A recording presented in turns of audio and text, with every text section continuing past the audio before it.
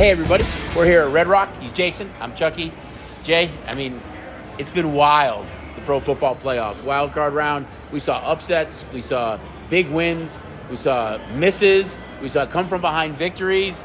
It was kind of fun from our side of the counter. Yeah, you talked about it, wild card. It was a roller coaster Wild weekend. yeah. I think obviously the Chargers collapse and the Jaguar huge comeback after the 27-0 lead reminded us of the Colts and the Vikings. And right. To see the fumble in the jungle and the way the Ravens-Bengals game went down, it just crazy weekend, and that'll lead to hopefully another crazy weekend where these games just can go either way on one play. I think when you look now, we're through the wild card weekend, you look at the divisional round, you've got the Eagles and Chiefs with the byes, and historically, teams that have the byes always have done well in this round. There's some kind of interesting trends, though, overall with these teams. Every team that's still left playing, except the Jags, the teams that are on the road this week, had a winning record on the road. Either a 500 record or a winning record. The Jags were 4-5, so they were still respectable on the road. All the home teams either had 7 or 8 wins at home, so they were all really dominant at home this season. So it's going to be interesting, I think, to see how it kind of shakes out. 3 of these 4 games are rematches of games that have been played during the regular season. And then you talk about the San Francisco Cowboy game, and it's a rematch of the playoff game last year in Dallas where San Francisco went in and won. Yeah, and I think as you look at this weekend, for me, the one amazing thing is that we have 3 NFC East teams still alive with the Giants, right. Eagles, and Cowboys. You could have made an argument at the beginning of the year the that worst this division was supposed to be a mediocre division, or somebody playing close to 500 ball like we saw right. In the South of both divisions. But incredible by both these two teams, and we're going to obviously have one of them still alive as the Giants and Eagles will face each other and potentially see if there can be a NFC East matchup in the NFC Conference Championships. Well, let's fast track. If that happens, and say it was Eagles and Cowboys who played, the 2 times they played earlier this year, the first meeting was without Dak. The second meeting was without Jalen Hurts. So if they met again in the NFC Conference Final, it could be with Dak and Jalen Hurts with a chance to go to the Super Bowl. Well, we're a long way from there, so let's start with right. a Saturday afternoon, a Jaguar-Chief kickoff. Okay, so Jags and Chiefs, they played November 13th. Chiefs won that game 27-17. They covered. Number was right around where it is right now. Chiefs got off to a big lead. Jags got back into that game before they ultimately covered by 10. As I touched on, away, Jags 4-5 this year. Chiefs 7-1 at home. Jacksonville has won 5 straight. They're also 5-1 against the number their last 6. So bettors who have been backing the Jags have really been paid well over the last 6 weeks. Yeah, you talk about hot teams coming in, and obviously all these teams coming off win and being hot, but strangely enough, since that November 13th win by right. the Chiefs are 7-1 for the rest of the season, and the Jaguars are 7-1, since that time frame. So despite falling down 27-0, they're finding ways to win, they're finding ways to stay in these games, and there's something kind of brewing there in Jacksonville. Now, again, there was a reason they got down 27-0 to the Chargers. Obviously, the turnovers by Lawrence were terrifying as you go into this game, to think if he turns the ball over, to have a Kansas City Chief team that probably isn't going to make the same mistakes that the Chargers did. They will run the football. They will know how to grind the clock, and it won't be like we won't see Austin Eckler, who we didn't see in the second half at all of that game. Kansas City won't make those mistakes twice. And the big thing for me on Kansas City is Andy Reid, who off of a bye week in his career, both regular season and playoffs, the Chiefs or Andy Reid is 27-4. 27-4 when he's given that 2 weeks to prepare. So that's a lot. That's why you see that big number. However, we were at 9 on the Chiefs. We did see some big money coming on the Jaguars to drive that down to 8.5. And I think we're going to see a lot of public money on the Jaguars, as we can see outside of this weekend, the wild card weekend, the Dogs played pretty well and hung in those games outside of the 49ers game where they were able to get the blowout of the Seahawks. We did see a lot of Dogs come in. I think you allude to a really good point, though, about Andy Reid and having that extra time off. I think the one maybe caveat to that, and why we've seen some Jags money show, is that the Chiefs haven't been a point spread darling this year. They've won a lot of kind of closer games, kind of squeaked it out, turn it on when they had to turn it on. And when you look at a big number like 9, you're really asking them to win by 2 scores. So you're asking them to win by 10 points or more. And I think that's why we're seeing a little bit of Jacksonville money. And Doug Peterson's been here before with the Eagles. I think if you're the Jags, you're a team that had back-to-back number one pick in the draft. You took Trevor Lawrence, you took Walker, and now you find yourself in the divisional round. So I don't think anybody expected the Jacksonville Jaguars to have a chance to be one game away from the AFC Championship game. Well, and when I look at this game personally, I look at this game as nobody expected TCU to be in the national championship either. And at some point in time, Cinderella's glass slipper, it falls off, or time runs out, and the Jacksonville pass defense has been their Achilles heel, and so they're going to have to find a way to get to Mahomes or shore up that third down pass defense to be able to stay in this game and or pull a victory. It's going to happen on the defensive side of the football. So what you're saying is that if Lawrence does turn the ball over 4 times again, there's a real good chance Jacksonville turns into a pumpkin. If he turns it over 4 times again, yeah, we're going to have a Georgia TCU score repeat. They cannot get into a up and down the field high scoring game here. If they're going to stay in the game, it's got to be an ETN running the football and the defense finding a way to slow down and hold Kansas City to field goals. Interesting stats here though too is that 60% of the tickets, not necessarily the money that's come across, but 60% of the tickets are on Kansas City. 73% of the tickets are on the over. And we'll get to the other games as well, but all 4 games, there is a huge discrepancy in overplay compared to underplay. So they've always said that defense wins Super Bowls or wins championships, but you guys right now really are favoring the over. In every game, it's 70% or more on the over in these outcomes. Yeah, I think that you look at the quarterbacks that we have left and the ability for these teams to score points, and the fact that the wild card weekend we just saw points abound. Right. So hard to bet the unders when you're seeing lots of points getting scored. And obviously these are some monster totals that we have on the board with 53 in this game, and essentially every other game is in the high 40s, somewhere around 48 in each of the other 3 games. So some big totals compared to what we were seeing throughout the year with games hovering in the 40s. So let's look at the late game now on Saturday, and that's Eagles-Giants. Eagles are at home. They're 7-2 at home this year. Giants were 4-4 on the road. Interesting here is that they played twice this year. Eagles at the Giants earlier in the season, 48-22 Philly. Late in the season, where it didn't mean anything to the Giants, Jalen Hurts came back week 18, 22-16, although the Giants were out to the Eagles were out to a really big lead in that game, and then kind of coasted a bit. Giants too, no one really expected them to be here right now. A couple of interesting trends though. Giants are 5-0 against the spread their last 5 road games. Eagles are 11-2 straight up their last 13 against the Giants. And that might be why we're seeing some Eagle money line play, but some Giant point spread play, where right now the ticket count on the point spread really does favor the dog here, where 62% of the tickets right now are on the Giants plus the points, but 57% of the tickets are on the Eagles just to win. Yeah, it's hard to beat a team 3 times in the same year, right. And that's the boat that the Eagles are in. Number 1 seed for a reason. They played dominant football before Jalen Hurts got hurt. Then Minshew came in. They struggled a little bit. I think some of that is creeping into the minds of the bettors. What Jalen Hurts are we going to see? Are we going to see that early season Jalen Hurts that was clicking on all cylinders, or does he show a little bit of rust coming back here? They weren't able to run the football in that matchup that they had the blowout. Miles Sanders had over 144 yards rushing. Hurts ran for 77 yards in that game. For me, this game is about the confidence level of the Giants, though. This team is sky high. Absolutely. Brian Daboll, they're very, very well coached. Went in there with all the confidence in the world against the Vikings. We saw Adoree Jackson really shut down Justin Jefferson after kind of the opening series where he caught a bunch of passes. He's going to have to do that to A.J. Brown. Yeah, but I think that's the key, because there were 2 guys on the defensive side of the football, Leonard Williams, the defensive tackle, and Adoree Sanders, the cornerback, for the Giants that didn't play in either of those 2 games against the Eagles. They're going to get those 2 guys back, and like I said, they have a lot of confidence. And the way Daniel Jones, who hasn't turned the ball over here of late in the postseason, and he seems to have found a little bit of a running game where they're calling a lot more designed runs for Daniel Jones, because the defense is so focused on Saquon Barkley that Jones is able to kind of leak out of the backfield, and he's doing it with a bunch of unknown wide receivers and our favorite tight end Daniel Bellinger. But the money has come in on the Giants, and I will be surprised if we don't continue to see Giant money. I think this game finds itself at 7 compared to the 7.5 that it sits at today. I think just following what you just touched on about Daniel Jones, interesting prop this week, and we haven't put it up yet, might be Jones against Hurts, who will have more running yards in the game,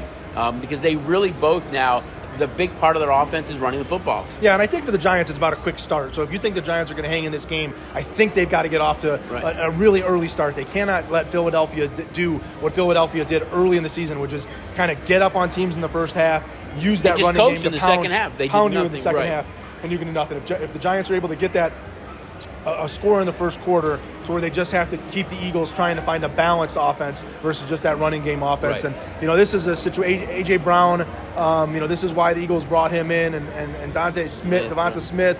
The Eagles, are Goddard, prepped, the three running backs prepped they and have. primed for a big game. And talking about an Eagles-Niners or Eagles-Cowboys NFC Championship looks incredibly juicy at that standpoint. But this Giants team has got the tools to fight in this game and the ability to hang in this game. I mean, we have seen, of the sharp money bet on this game, it's been on the Giants so far. Yeah, I mean, the early money, everybody was seven. Everybody was sevens, and then it kind of moved to 6 to 7.5 on Monday, and we've come back down to a 7.5 with some cheap juice. But like I said, I do expect this game to close more in the 7 range, and I think those 7.5s are going to disappear. So now we're going to jump to Saturday, the game that unfortunately was never played on that Monday night. We know the unfortunate situation that occurred between Buffalo and Cincinnati. Bengals 6-3 on the road, Bills 7-1 at home. Bengals are 7-1 against the spread their last 8 road games. Buffalo is 5-0 straight up at home their last 5. 63% of the tickets so far are on the Bengals plus the points. However, we've seen this number tick up a little bit, and more money has been bet on the Bills so far. Well, I think people remember what they saw last, and that was a Bengals team that really kind of squeaked out an ugly win over a Baltimore Ravens team. But so did Buffalo. Yeah, I mean, but the way that they should have lost. I mean, the Bengals really should have lost that game. The Ravens kind of gave it away more than the Bengals actually won it. And I think the key to the line move and the key to why you're seeing the money on the Bills is the offensive guard, Alex Cara, and their tackle, Jonah Williams. Yeah, neither one of them practiced yet. Both questionable for the Bengals. And in Joe Burrow's 5 playoff games, he's been sacked 23 times. Now, obviously, we saw the run that they had last year, losing in the big game. But that was their struggle again this past week when they able to get that pressure on Burrow. And when you have T. Higgins and Jamar Chase, you want to get them the ball downfield. Right. And so he's got to take those deeper drops. And if that offensive line isn't able to hold up to this Buffalo Bill pass rush, that's going to lead to more sacks and then the turnovers. And I think that's why you're seeing the money on the Bills, despite to what you said, the Bills didn't look particularly impressive against the Dolphins. I mean, if Skylar Thompson, it was a 7th-round quarterback. If Jalen Waddle could catch a ball, we might be talking about the Miami Dolphins this week. Right. I mean, how many drops did we see the Dolphins have in really key situations that really would have changed that game? And then obviously an interception that gave the Bills some great field position. But I think the combination of Cincinnati being banged up, Buffalo's at home, and I really, truly do believe that the Damar Hamlin situation is going to play even more emotion for this Buffalo Bill team. He has been going to the practice facilities this week, and he didn't show up on the field last week. I do think Damar Hamlin shows up at the field on Sunday, and the emotion that, because it's the Bengals and the Bills, potentially a moment of silence that's recognized in the stadium for him. And I just think the emotion that'll come out of that is just going to lead the Bills to potentially a quick start. Maybe not a Nines touchdown return for a touchdown on the kickoff.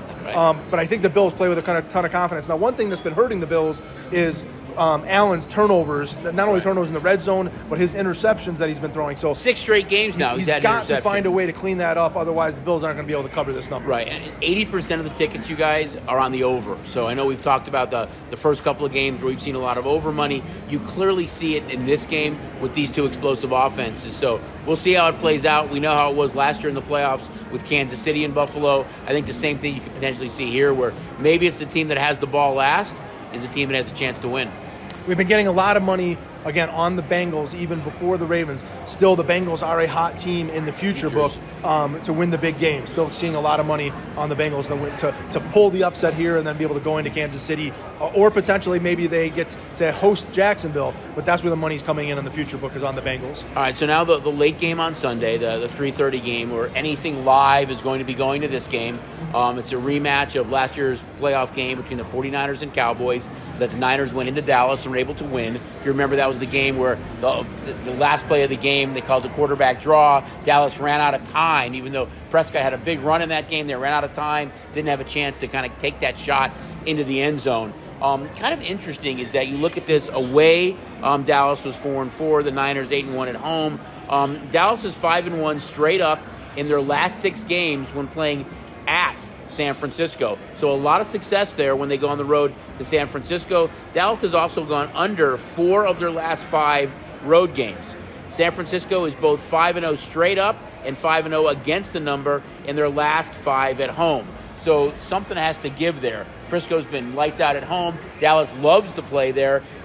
Surprising, though, you've got 70% of the tickets are on the 49ers in this game. We've been reluctant to kind of move this game down a little bit. I think everything live is kind of going to be going into this game right now. And you look at San Francisco, they've given up the least amount of points in the entire league. I know we talk about all these offenses and points scored and, great. But defense does win championships. And if you're looking for a team that's playing the best defense in football, it's San Francisco. On the other side, though, Dallas is the 3rd highest scoring team in the league. Only the Eagles and Chiefs scored more points than they did. So something will have to give on that side as well. But I think it's a great matchup. I think the one key component for me is Brock Purdy really hasn't been tested down the stretch. I know you beat the teams in front of you. You have to kind of control the game, manage the game, and he's done a great job of that. He hasn't been in a game, though, that's been close. There hasn't been adversity. How does he play against Dallas in this game? And for me, the key on the other side is Dak Prescott. We know they can run. We know they can play defense. He needs another performance like he had on Monday night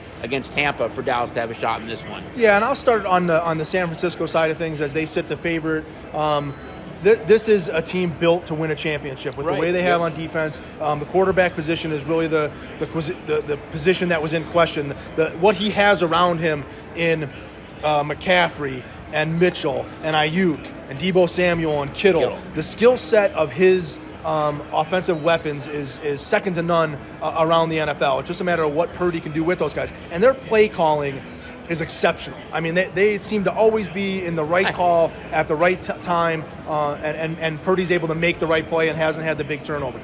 With that said, they still haven't beaten anybody of quality in this kind of 11-win stretch here. I mean, but he's still, he was Mr. Irrelevant, a young quarterback. You always think that they're going to have that speed bump or that hiccup, and he's going to have a bad game. But he hasn't. He hasn't. He's been doing the right thing, and we'll see if Dallas can put the pressure on him. Now, Dallas looked great in the win against the Bucs. I'm not oversold on Dallas because I think the Bucs were not a good football team. I've said that all year. Week after week after week. I don't think they beat a team that was of quality. I think that Tom Brady missed several open receivers throughout the game. We saw him miss Evans on countless number of plays on simple wide open stuff. So I don't think the Bucs were all that. I do think the Niners are going to be able to score on their Cowboys, but I think that the Cowboys can find some holes in this Niner defense. I don't think they're going to find holes in the running game. If you go back and look at this game last year, I think Elliott only ran for like 31 yards, and Prescott had 27 yards, and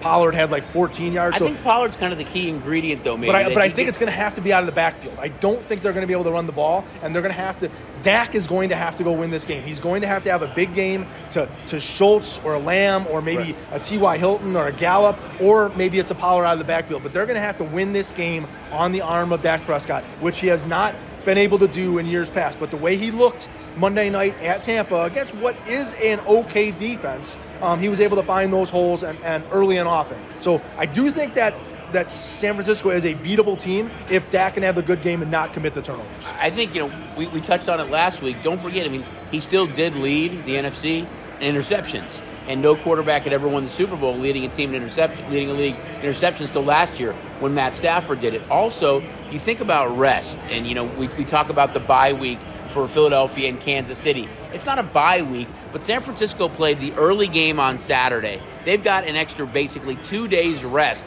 and they're at home, where Dallas had to travel to Tampa. Now it's to travel across country to San Francisco. So if you're looking for maybe the fresher team or on a semi-bye, it's definitely the 49ers. Oh, for sure. And that's a monster advantage. Right. But, this game is going to come down to who executes the X's and O's. I don't think one team is better than the other. When you talk about, hey, they're just going to run through them, or the offensive line doesn't match up with the defensive line, I think both these teams have matchups that they can exploit. Dallas has got to throw the football with success, and I really think McCaffrey is going to be the difference maker for the Niners. I don't think it's in the running game. I think it's in the passing game, the short passing game. Dallas is going to have to find a way to cover McCaffrey, or maybe even a Deebo Samuel on those little dump-off passes, because I don't think they're going to be able to throw the ball downfield. I think they're going to be able to handle Ayuk down the field, but I think it's the short passing game, the crossing routes, and McCaffrey out of the backfield that could spell doom for the Cowboys. I love this being the final game. Dallas, San Francisco in the last game of the weekend to get to the NFC Championship game. I mean, I have the vision of Joe Montana to Dwight Clark in the back of the end zone. What will we see this Sunday? Well, and there's just so many different players on all these teams. When you start to talk about all the offensive weapons and guys that we have going, that Bengals-Bills matchup, just think about your fantasy guys. These are some of the top players in the game, and so you're going to have a ton of props up on guys to score touchdown, over/under yardage. You're going to see kind of mini Super Bowl type prop menus on each one of these games. And so look for those on the app as we continue to expand the app. Lots of player props this weekend. Well, the reason I brought up Montana to Clark was because when you look at Purdy, the guy that he really relies on the most in that passing game is Kittle. So it's going to be interesting. Guys, don't forget, it's such a great time to get signed up for STN Sports. Not only all the props that Jay alluded to, but you've got basketball, college basketball, hockey, UFC weekend, so many things going on right now and all the props. It's a great time, so don't forget, come on in, get signed up for STN Sports. For Jason and myself here at Red Rocks Racing Sportsbook, we'll see you guys next week on the Sports Betting Podcast, Bookends.